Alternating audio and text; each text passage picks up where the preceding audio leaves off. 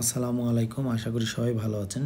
অনেকেরই একটা প্রশ্ন আছে, সেটা হচ্ছে যারা সরকারি চাকরি করে ল্যাম্ব গ্র্যান্ট বা লিভ ইনক্যাশমেন্ট পায়, এই টাকাটা ট্যাক্সেবল কিনা, ঠিক আছে, এবং এটা কোথায় এন্ট্রি দিতে হবে। প্রথমত হচ্ছে যে অবশ্যই এটা নন ট্যাক্সেবল।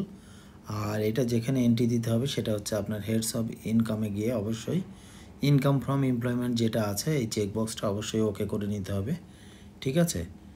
ওকে করার পরে আপনি যে কাজটা করবেন, এখানে এমপ্লয়মেন্ট ইনকাম ফ্রম এমপ্লয়মেন্টে যাবেন।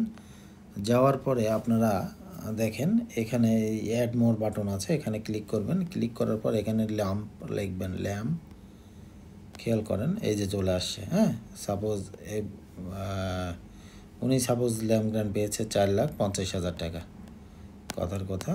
তো তারপর সেভ ড্রাফট দিবেন, দিয়ে এমপ্লয়মেন্ট স্যামারি দেখবেন। এখানে এখন যদি খেয়াল করেন আপনাদের প্রশ্নের উত্তর পেয়ে যাবেন আপনারা। দেখেন এই যে 5 নম্বরের ল্যাম্ব গ্র্যান্ট বা লিভ ইনক্যাশমেন্ট, ঠিক আছে, 4,50,000 ট্যাক্স এক্সাম্পটেড, ঠিক আছে, ফুললি ট্যাক্স এক্সাম্পটেড।